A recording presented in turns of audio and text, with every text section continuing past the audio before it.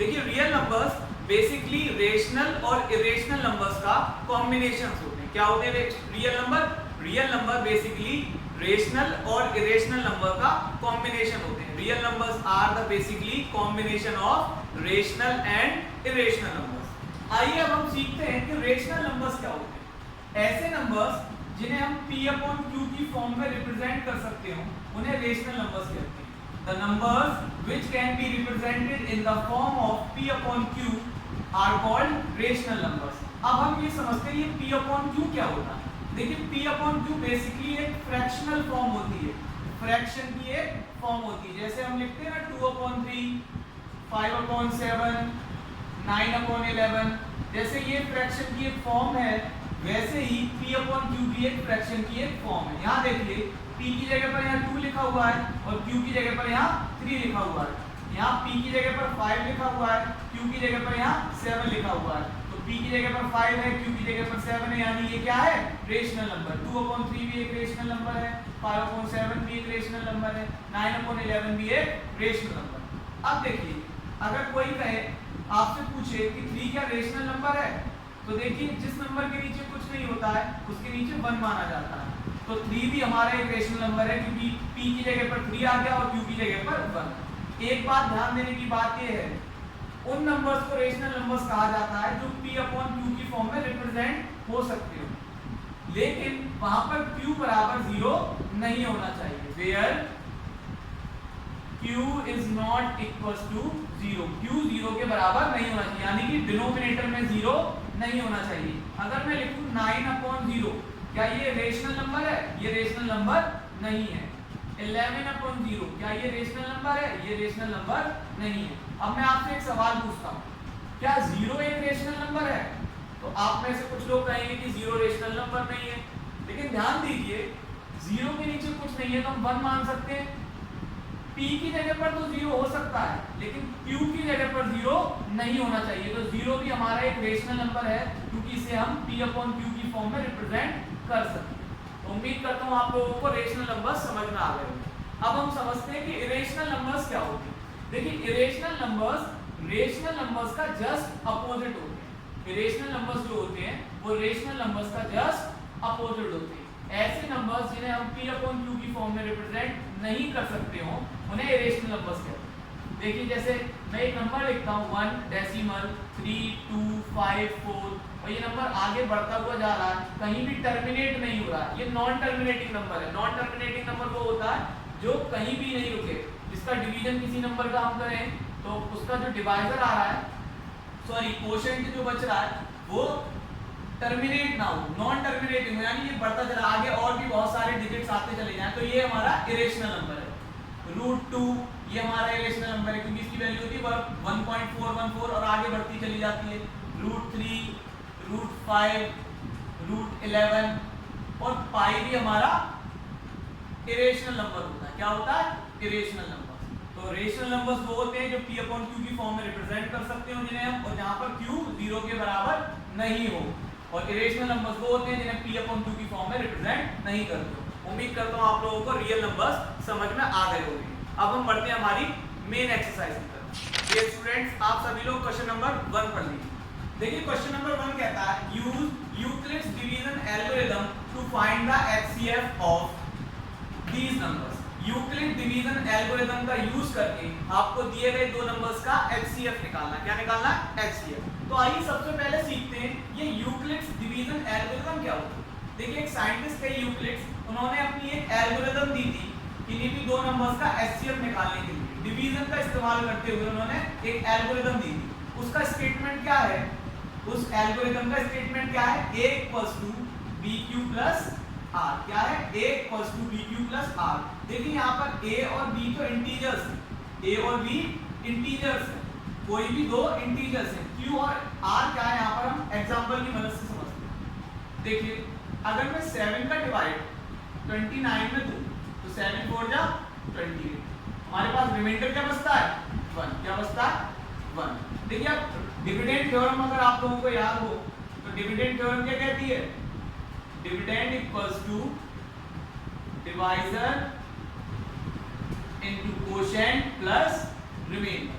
देखिए जो डिविडेंड है वो 29 होगा, डिवाइजर 7 होगा, कोशेंट 4 होगा और रिमाइंडर जो बचा है 1 होगा। 29 इक्वल्स टू 7 4 से 28 प्लस 1 29 इक्वल्स टू 20। देखिए डिविडेंड थ्योरम की मदद से समझिए कि यूक्लिड डिवीजन एल्गोरिथम क्या होती है। जो डिविडेंड है उसको हम a से रिप्रेजेंट करेंगे, जो डिवाइजर है उसको हम b से रिप्रेजेंट करेंगे, जो कोसेंट है उसको हम q से रिप्रेजेंट करेंगे, जो रिमाइंडर है वो r से। तो ये हमारी क्या है, यूक्लिड डिवीजन एल्गोरिथम।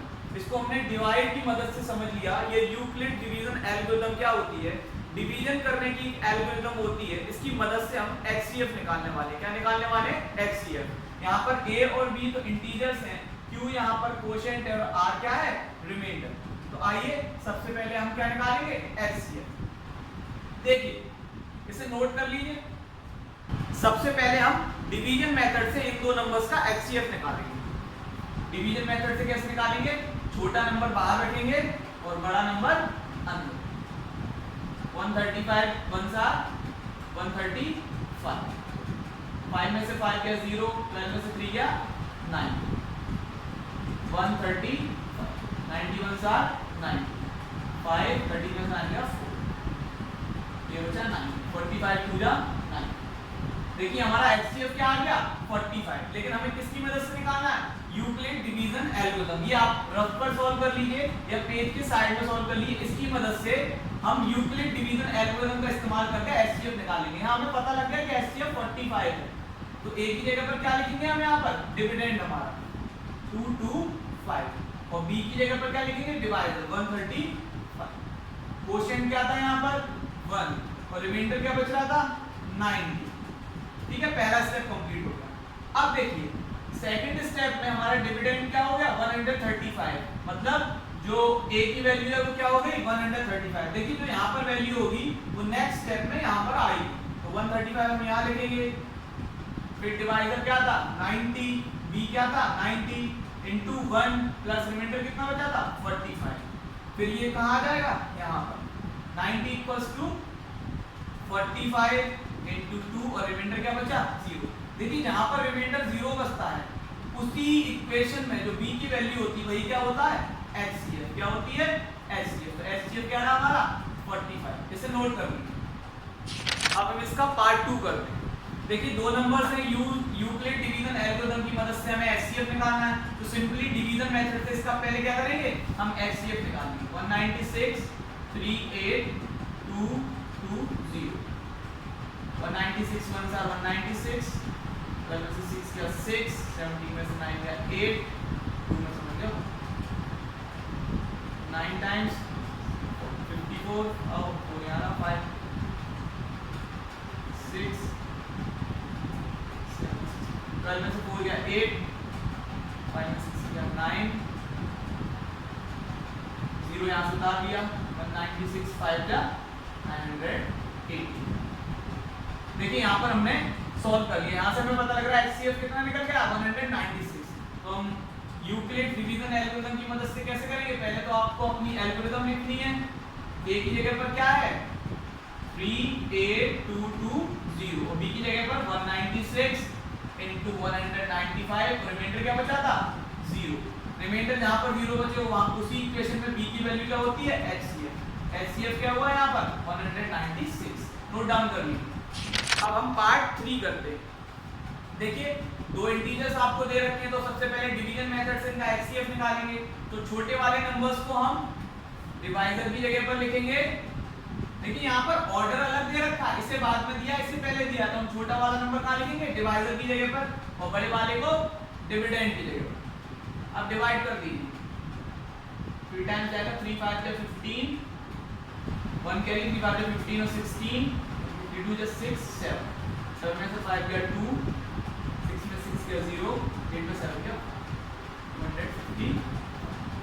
ये 2 टाइम्स जाएगा 204, 1 बचा 5 और ये 2 टाइम्स चला। देखिए आपको पता लगा यहाँ से HCF कितना हुआ 51। तो हमें किससे करना है, यूक्लिड डिवीजन एल्गोरिथम से। a क्या होगा यहाँ पर 867 187, B क्या होगा 255 और Q क्या होगा 3 और रिमाइंडर कितना बचा था 102। अब A क्या हो जाएगा, जो यहाँ पर B होगा वो यहाँ क्या हो जाएगा A 255 equals to 102 into 2 plus remainder कितना बचा था 51।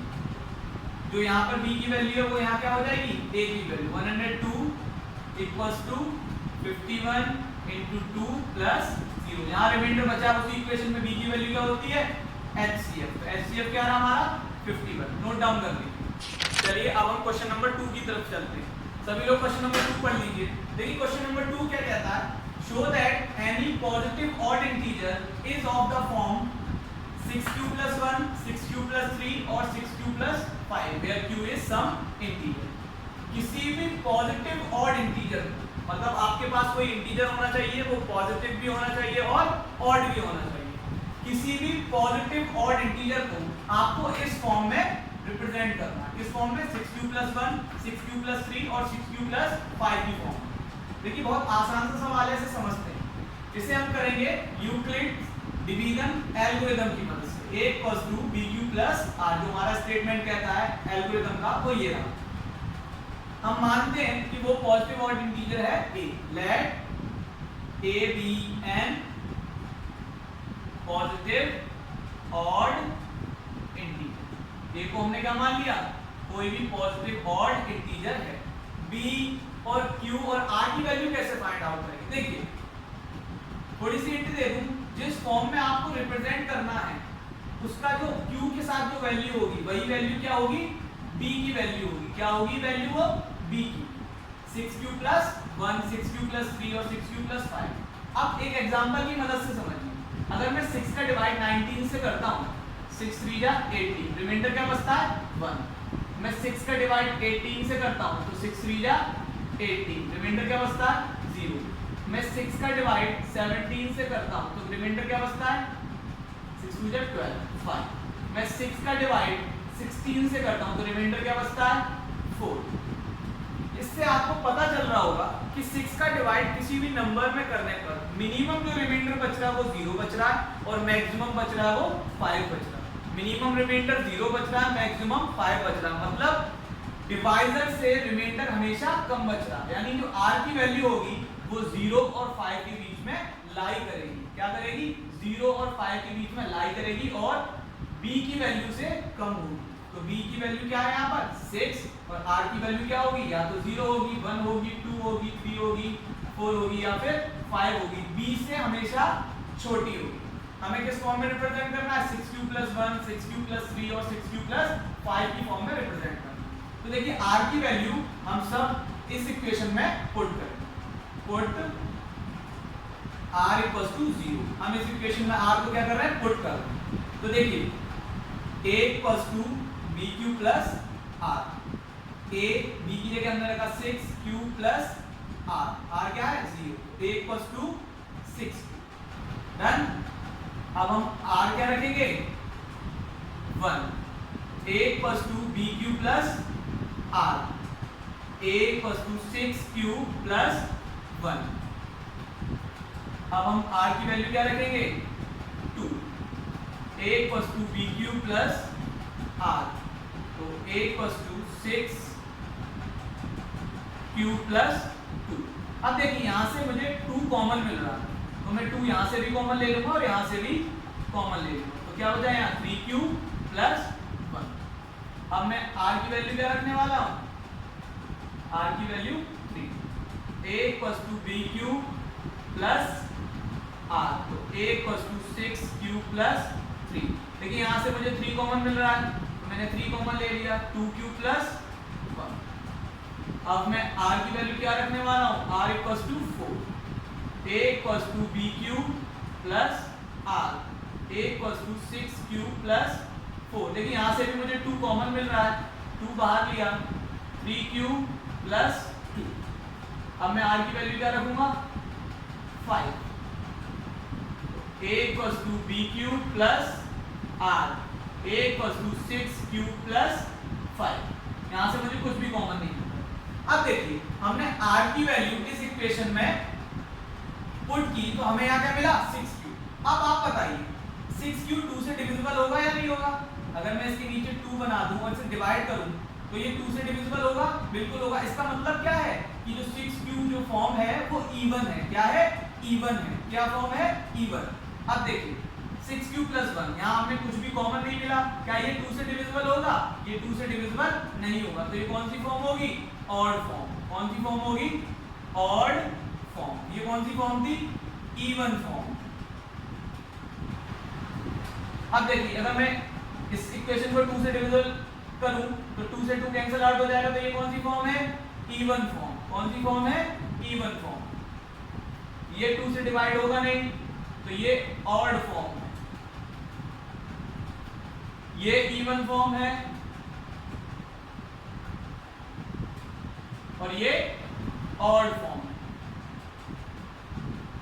सवाल में हमसे कहा गया था किसी भी पॉजिटिव ऑड इंटीजर को आपको 6q + 1, 6q + 3 और 6q + 5 की फॉर्म में रिप्रेजेंट करना है। तो देखिए 6q + 1, 6q + 3 और 6q + 5 की फॉर्म में हमने रिप्रेजेंट कर दिया। ये हमारा ऑड था तो हमने इस फॉर्म में रिप्रेजेंट कर दिया। ठीक है, तो yes we can represent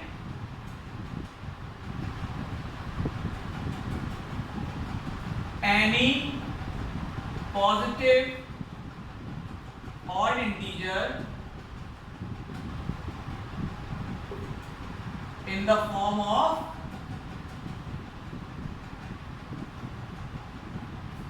6q + 1, 6q + 3 और 6q + 5। नोट कर लीजिए। देखिए अब हम क्वेश्चन नंबर 3 की तरफ बढ़ते हैं। देखिए क्वेश्चन नंबर 3 क्या कहता है? An army contingent of 616 members is to march behind an army band of 32 members in a parade. एक आर्मी का दल है जिसमें 616 मेंबर्स हैं, उसे मार्च करना है। किसके पीछे मार्च करना है? 32 मेंबर्स, आर्मी बैंड के 32 मेंबर्स के पीछे मार्च करना है परेड में। The two groups are to march. दो ग्रुप बनाए जाएंगे 616 मेंबर्स के, जिसे इन 32 मेंबर्स के पीछे मार्च करना है। In the same number of column, उसमें कॉलम क्या होंगे? सेम होंगे। कॉलम क्या होंगे? सेम। तो सबसे पहले सीखिए कॉलम्स क्या होते हैं। देखिए इस तरीके से जो मेंबर्स खड़े होंगे वो क्या होंगे? कॉलम होंगे। क्या होंगे? कॉलम होंगे। What is the maximum number of column in which they can march? Maximum number of columns का नंबर बताना है जिसमें वो मार्च कर सकते हो। इन 32 मेंबर्स के पीछे उन्हें मार्च करना है तो मैक्सिमम नंबर ऑफ कॉलम्स क्या होंगे? देखिए थोड़ी सी हिंट लीजिए। जब कभी भी किसी भी सवाल में किसी भी नंबर्स की मैक्सिमम नंबर पूछा जाए, किसी भी नंबर्स का मैक्सिमम नंबर पूछा जाए तो वहां हमें HCF निकालना होता है। क्या निकालना होता है? HCF। तो इस सवाल में भी हम क्या निकालेंगे? HCF। Number of members in army contingent. Army के दल में कितने मेंबर्स थे? 616। और आर्मी के बैंड में कितने मेंबर्स थे? 32। तो हम इसका डिवीजन मेथड से सिंपली HCF निकालेंगे। 32 1s are 32, पास 9 बचा, 5 में से 3 गया 2, 6 का 6, ये 9 टाइम्स जाएगा। 9 2 18, कैरी 1, 9 3 27 और 28। 60 में से 8 गया 8। अब ये हमारा क्या आ जाएगा? डिविडेंड बन जाएगा। 8 4 जा 30, रिमाइंडर क्या बचा? 0। तो HCF यहाँ पर क्या आया? HCF आया 8। तो मैक्सिमम नंबर ऑफ कॉलम्स क्या होंगे जिसमें वो मार्च कर सकते हैं? 8। Maximum number of columns in which they can march equals to 8। कितने होंगे? 8। नोट डाउन कर लीजिए। चलिए अब हम अपना अगला क्वेश्चन पढ़ते हैं। देखिए क्वेश्चन नंबर 4 क्या कहता है? Use Euclid's division lemma to show that the square of any positive integer is either of the form 3m, 3m plus 1 for some integer m। हमें यूक्लिड्स डिवीजन लेमा का use करते हुए किसी भी positive integer के square को, किसी भी पॉजिटिव इंटीजर के स्क्वायर को 3m और 3n+1 की फॉर्म में रिप्रेजेंट करना है। तो हमें सबसे पहले पता होना चाहिए यूक्लिड डिवीजन एल्गोरिथम क्या कहती है। यूक्लिड डिवीजन लेमा क्या कहती है, a = bq + r। देखिए इसको देखते हुए आप पता लगा लेंगे कि b की वैल्यू क्या होनी चाहिए, यहाँ पर b की वैल्यू क्या होनी चाहिए, 3। क्या होनी चाहिए, 3। क्वेश्चन नंबर 2 में भी हमने ऐसे ही सवाल किया था, वहां भी हमें पता लग गया था कि b की वैल्यू वहां 6 थी, तो यहाँ b की वैल्यू क्या होगी, 3। b की वैल्यू क्या होगी, 3। अब एग्जांपल से समझिए, अगर मैं 3 का डिवाइड 6 से करता हूँ, 3 2 जा 6, रिमाइंडर क्या बचता है, 0। 3 का डिवाइड में अगर 8 से करता हूँ, 3 2 जा 6, रिमाइंडर क्या बचता है, 2। मैं 3 का डिवाइड 7 से करता हूँ, 3 2 जा 6, रिमाइंडर क्या बचता है, 1। 3 का डिवाइड अगर मैं 9 से करता हूँ, 3 3 जा 9, रिमाइंडर क्या बचता है, 0। अगर मैं 3 का डिवाइड किसी भी नंबर से करता हूँ तो मिनिमम जो रिमाइंडर बच रहा है वो 0 बच रहा है, और मैक्सिमम जो रिमाइंडर बच रहा है वो क्या बच रहा है, वो 2 बच रहा है। तो रिमाइंडर की जो पॉसिबिलिटीज हैं वो क्या है, या तो 0 या फिर 1 या फिर 2 या फिर 2। अब हम इस r की वैल्यू को इस इक्वेशन में पुट करेंगे, क्या करेंगे, इस इक्वेशन में पुट करेंगे। पुट r = 0, पहले 0 है, इक्वेशन क्या है, a = bq + r। r में क्या रखूंगा, 0। a = a, b की वैल्यू कितनी है, 3, 3q + 0। a कितना हो जाएगा यहाँ पर, 3q। अब मैं क्या पुट करूंगा, put r = 1। a = bq + r, a = 3q + 1। Put r = 2, a = bq + r, a = 3q + 2। लेकिन हमें करना क्या है, हमें पॉजिटिव इंटीजर के स्क्वायर को इस फॉर्म में रिप्रेजेंट करना है, पॉजिटिव इंटीजर के स्क्वायर को। तो हमें क्या करना पड़ेगा, हमें यहाँ पर दोनों का स्क्वायर करना पड़ेगा, यहाँ पर भी दोनों का स्क्वायर करना पड़ेगा, और यहाँ पर भी दोनों का स्क्वायर करना पड़ेगा। ऑन स्क्वायरिंग बोथ साइड्स, दोनों तरफ क्या करने पर, स्क्वायर करने पर। देखिए यहाँ पर करेंगे तो a स्क्वायर हो जाएगा, और यहाँ करेंगे 3q का होल स्क्वायर। a स्क्वायर, मैं यहाँ से 3 बाहर ले लेता हूँ तो क्या बचता है, यहाँ 3q का स्क्वायर। क्या बचता है, 3q का स्क्वायर। क्या बचता है, 3q का स्क्वायर। अब देखिए मैं इसको m मान लेता हूँ, क्या मान लेता हूँ, m। तो a स्क्वायर क्या हो जाएगा, 3m। मैंने इस पूरे टर्म को m मान लिया, m से रिप्रेजेंट कर दिया, तो ये क्या हो जाएगा, 3m। तो मैंने यहाँ पर क्या किया, किसी भी पॉजिटिव इंटीजर के स्क्वायर को 3m की फॉर्म में रिप्रेजेंट कर दिया कि नहीं कर दिया, बिल्कुल। किसी भी पॉजिटिव इंटीजर के स्क्वायर को मैंने 3m की फॉर्म में रिप्रेजेंट कर दिया। अब मुझे किस फॉर्म में रिप्रेजेंट करना है, 3m + 1। तो यहाँ पर भी मैं स्क्वायर करूंगा, a स्क्वायर, और इस पूरे टर्म का क्या होगा, स्क्वायर होगा। क्या होगा, स्क्वायर। देखिए a स्क्वायर, इसे a + b के होल स्क्वायर से खोलेंगे, a square + 2ab 2 × 3q × 1 + b square. तो ये हो जाएगा 9q² + 2 3 = 6q + 1। इन दोनों में से मैं क्या करूंगा, 3 कॉमन ले लूंगा। क्या करूंगा, 3 कॉमन ले लूंगा। 3 मैंने कॉमन लिया तो अंदर क्या बचता है, 3q² + 2q। और यहाँ क्या बचा, +1।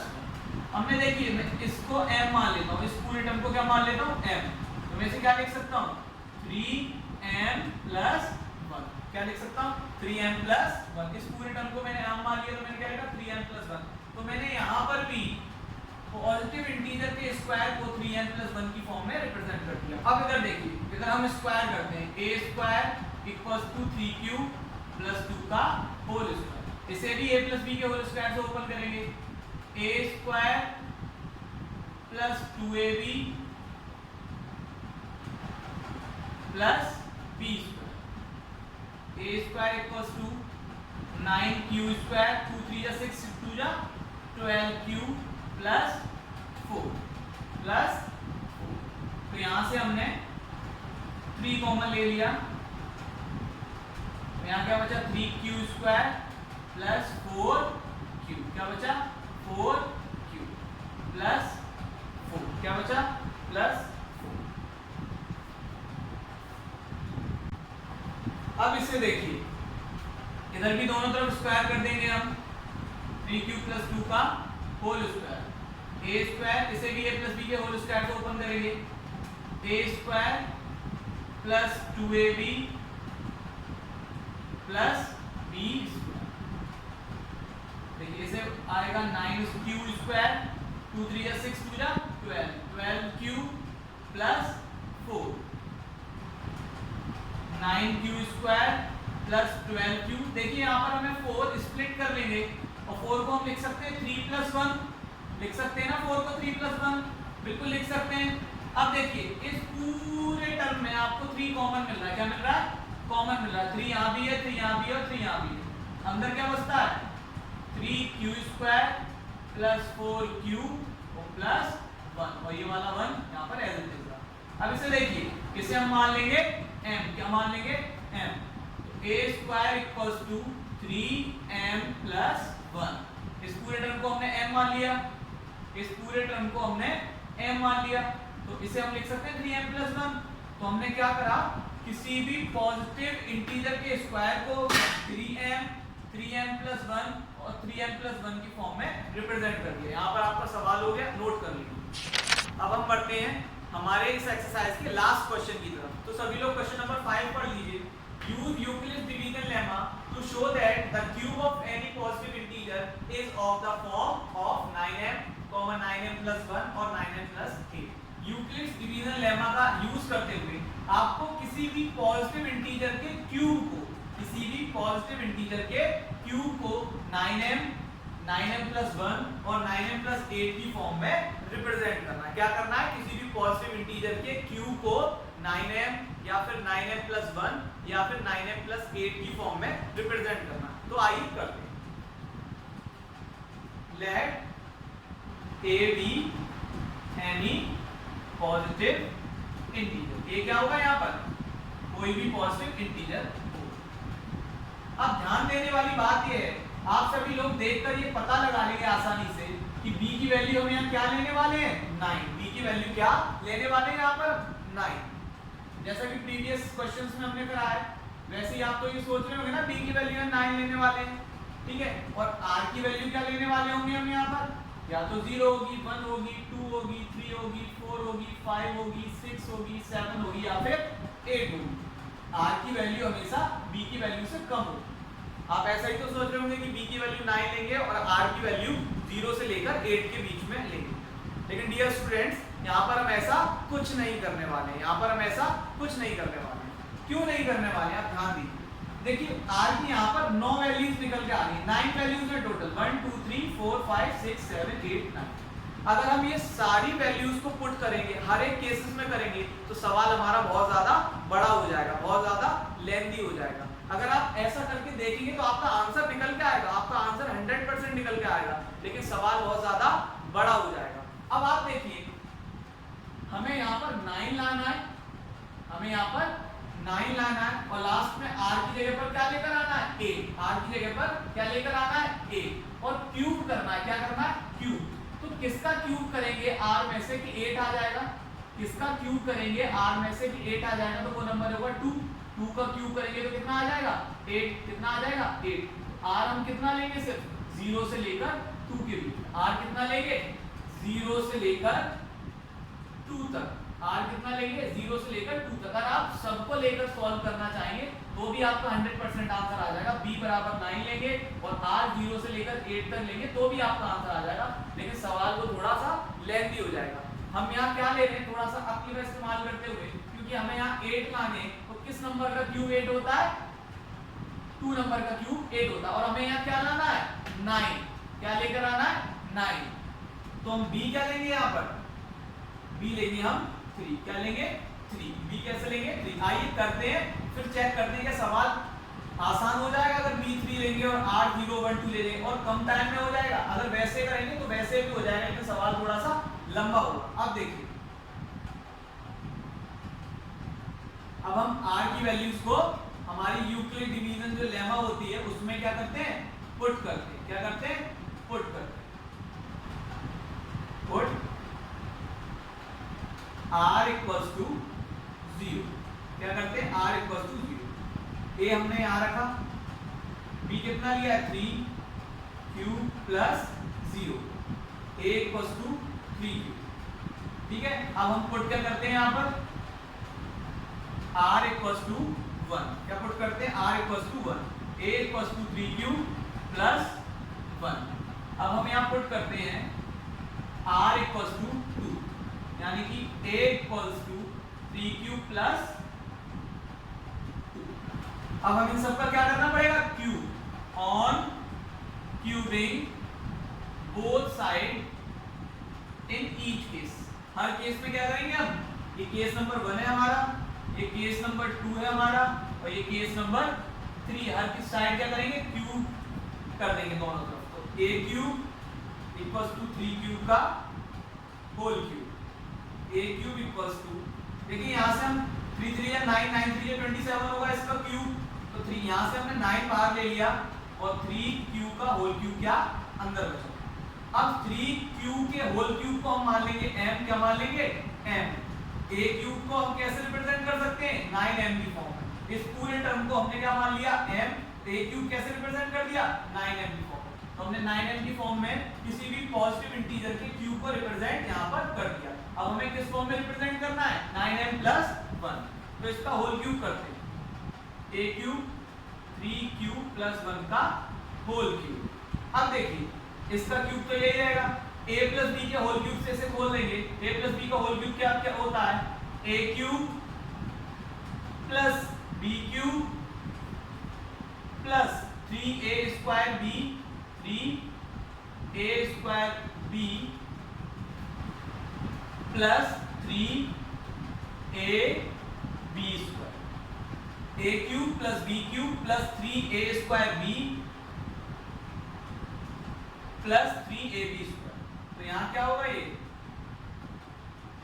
3 3 या 9 3 या 27 क्यूब का क्यूब प्लस 1 प्लस 3 इंटू 3 3 या 9 क्यू स्क्वायर इंटू 1 प्लस 3 3 या 9 और 9 बन जा 9 क्यू। अब देखिए 27 क्यूब प्लस 1 प्लस 9 3 या 27 क्यू स्क्वायर प्लस 9। हमें किस फॉर्म में रिप्रेजेंट करना है, 9m प्लस 1। इस 1 को हम लास्ट में ले जाएंगे, बाकी सारे टर्म को आगे लिखेंगे। 27 cube plus 27 Q square plus 9q plus 1। अब देखिए इन तीनों टर्म्स में से हमें 9 कॉमन मिल रहा है, 9 यहाँ भी है, 9 यहाँ भी है, 9 3 या 27, 9 3 या 27 है या नहीं है, तो हम यहाँ से क्या कर लेंगे, 9 कॉमन ले लेंगे। a क्यूब हमने यहाँ से 9 बाहर ले लिया, तो यहाँ क्या बचा 3q का cube plus 3q square plus 3q, और यहाँ क्या बचा प्लस का 1। अब इस सब को हम क्या मान लेंगे, m, क्या मान लेंगे m। इस पूरी इक्वेशन को हमने m मान लिया, तो अब क्या बनेगी हमारा equation a equals to 9m plus 1, a equals to 9m plus 1। अब आप देखिए हमने किसी पॉजिटिव इंटीजर के क्यूब को 9m प्लस 1 की फॉर्म में रिप्रेजेंट कर दिया, बिल्कुल कर दिया। अब हम बढ़ते हैं r इक्वल्स टू 2 की वैल्यू पर। अब हम इस इक्वेशन में r इक्वल्स टू क्या पुट करने वाले हैं, 2। दोनों तरफ क्यूब कर देंगे, a cube equals to 3q plus 2 का होल क्यूब। अब देखिए इसे भी a प्लस बी के होल क्यूब से ओपन करेंगे, a cube plus b cube plus 3a square into b plus 3a b square. a cube equal 3 3 या 9 3 या 27 q का क्यूब प्लस 2 2 या 4 2 या 8 प्लस देखिए 3 का स्क्वायर करेंगे 9 आएगा, 9 का 3 में मल्टीप्लाई कर देंगे 9 3 या 27, 27 का 2 में कर देंगे तो 54q स्क्वायर प्लस 2 का स्क्वायर करेंगे 4 आएगा, 4 3 या 12, 12 3 या 36। a cube.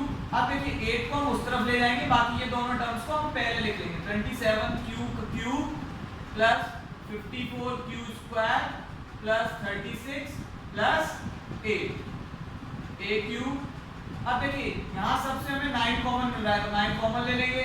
यहाँ बचा 3 क्यू का cube plus 6 Q square plus 4 और यहाँ क्या बचा 8। अब देखिए हम इस पूरे टर्म को क्या मान लेंगे m, क्या मान लेंगे m। a क्यूब हमारा क्या बनता है 9m प्लस 8, क्या बना 9m प्लस 8। अब देखिए यहाँ पर हमने क्या किया कि किसी भी पॉजिटिव इंटीजर के क्यूब को 9m प्लस 8 की फॉर्म में रिप्रेजेंट कर दिया। उम्मीद करता हूँ आपको ये सवाल समझ आ गया होगा, नोट कर लीजिए। डियर स्टूडेंट्स, यहाँ पर हमारी एक्सरसाइज फिनिश हो गई है। उम्मीद करता हूँ आप सभी लोगों को समझ में आ गई होगी। अगर फिर भी किसी की कोई क्वेरी हो तो मुझे कमेंट में बता दीजिएगा, वहाँ मैं प्रॉब्लम सॉर्ट आउट कर दूंगा। और तब तक चैनल को सब्सक्राइब करना ना भूलें, बेल आइकन भी दबा दें। अब हम मिलते हैं नेक्स्ट वीडियो में।